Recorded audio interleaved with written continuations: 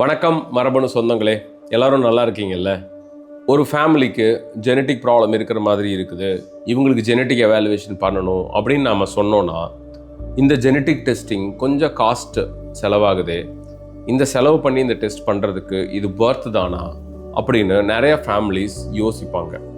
The cost of anything is the amount of life you pay for it அப்படின்னு ஒரு famous English code இருக்கு.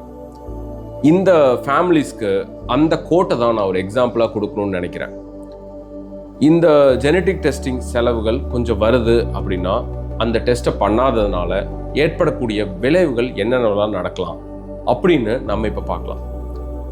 Genetic testing பண்ணாமல் pregnancy போய் அதனால் பல கருச்சிதைவுகள் ஏற்படலாம்.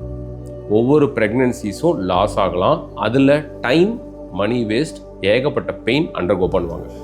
ஒரு குழந்தை கருநிலையை தாண்டி குழந்தையா பிறந்து ஒரு ஜெனட்டிக் டிஸார்டரோட பிறந்து நிறைய காம்ப்ளிகேஷன்ஸோட நியூபார்ன் பீரியடில் என்ஐசியூவில் அட்மிட் ஆகி அதுக்கு ட்ரீட்மெண்ட் ஃபெயிலியர் ஆகி 1 வாரம் 10 நாளில் இறந்து போயிடலாம். இந்த என்ஐசியூ கேர், வென்டிலேட்டர் கேர் இதெல்லாம் குறைஞ்சபட்சம் சில லட்சங்களாவது வரும். ஒரு குழந்தைய 10 மாதம் சுமந்து பெற்று பிரச்சனைகளோட அந்த குழந்தைய அட்மிட் பண்ணி அதுக்கு பல லட்சங்கள் செலவு பண்ணி கடைசியில் அந்த ஃபேமிலி கையில் ஒன்றுமே இருக்காது.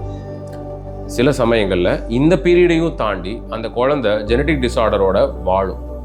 அப்போது அந்த குழந்தை நிறைய பிரச்சனைகளோடைய வாழும். குவாலிட்டி ஆஃப் லைஃப் ரொம்ப புவராக இருக்கும். அந்த குழந்தையோட இவங்க ட்ராவல் பண்ண வேண்டியது இருக்கும் அடுத்த சில வருடங்களுக்கு. இந்த டைம், இந்த காஸ்ட், அந்த குழந்தை படுற கஷ்டம், இதையும் தாண்டி பல ஜெனட்டிக் டிஸார்டர்ஸ் ட்ரீட்மெண்ட் இல்லை அப்படிங்கிறதுனால இத்தனை பிரச்சனைகளையும் தாண்டி அந்த குழந்தை வந்து ஒரு கட்டத்தில் பேரண்ட்ஸ் கண்ணு முன்னாடியே இறந்து போயிடும். இவ்வளோ வழிகளை யோசிச்சு பாருங்க. ஒரு சைடு இதை தடுக்கிறக்குரிய டெஸ்டிங்கை யோசிச்சு பாருங்க. அப்போ கண்டிப்பாக அந்த டெஸ்டிங்க்கு நீங்கள் போவீங்க தானே. இந்த ஜெனட்டிக் டெஸ்டிங்கை பொறுத்த வரைக்கும் எல்லா டெஸ்ட்டுமே காஸ்ட்லி கிடையாது.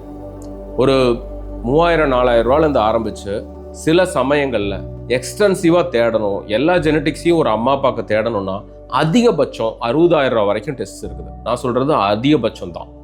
நீங்கள் ஒரு ஜெனட்டிக் டிஸார்டரோட ஒரு குழந்தை பிறந்துச்சு அப்படின்னா அவங்களுக்கு ஆகிற செலவுகளை கம்பேர் பண்ணால் இது ரொம்ப குறைவு தான்.